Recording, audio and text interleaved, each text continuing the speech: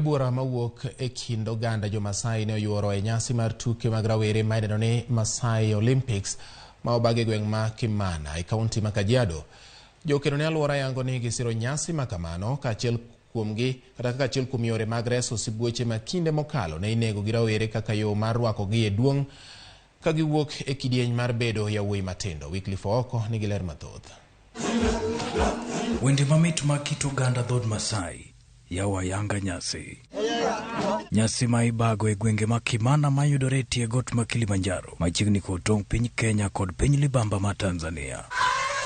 Nyasi go mariwo kanyakla rowere mawuok e oganda mag Maasai ting'o tuke ma opogore kaka mano mar batong', tuk chikruok, piem mag ng'wech e kind tuke mamoko. Hii Maasai Olympic imetusaidia sisi community kama hii rika yetu ya Warani, sababu awali tulikuwa tunaenda kuenda wanyama kuua simba, na Maasai Olympic ilipofika tukaambiwa tuache juu wanyama ina faida, tukaacha kuua wanyama, tukaanza sasa kufanya mazoezi ili tushinde medal na kuna pesa. Jochan chenro mar nyasigo yango ni e kinde manene kido kod timbe oganda jo Maasai ne dwaro ni yawuoyi duto mane osechopo e kidieny mar bedo joma chwo kendo donjo kata e keny ne chunogi ni nyaka gidonji e thim kendo pedho le mager ma en sibuor.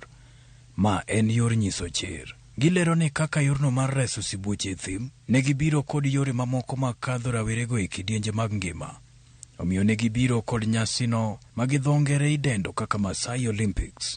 The combination of compensation, Maasai Olympics, improved community benefits and employment through the Community Ranger program has had a huge impact on the lion population, and it's one of the few areas in Africa outside of protected areas where lion population is stable or growing. Wanyama sahi wanatembea na sisi, wanatembea na ng'ombe na tunakula mahali moja, ng'ombe anakunywa maji mahali moja na wanyama, na tumeona hiyo ndio faida.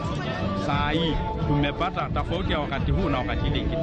Ka opogore gi mich ma imiyo rowere mowuok joloch e tukego, nyasigo bende isiro gi duol matayo ng'wech e thurka ka giyango rowere mani kod mich kata talanta e tuke mag ng'wech. This year we have an enhanced partnership with Athletics Kenya, who are here today, and slowly over the forthcoming years we hope to embed it into Kenya's athletic program and use it as a path for talented athletes that generally don't get the opportunity to receive an opportunity for training and hopefully possibly a professional career. Mana kaka ugeni mamoko, nyasigo matimore nyadiriyo higa ka higa bedo rapar ne rowere mawuok e oganda jo Maasai ka giwuok e rang'iny mag rowere nyaka mano mar chwo makoro yienegi donjo e keny.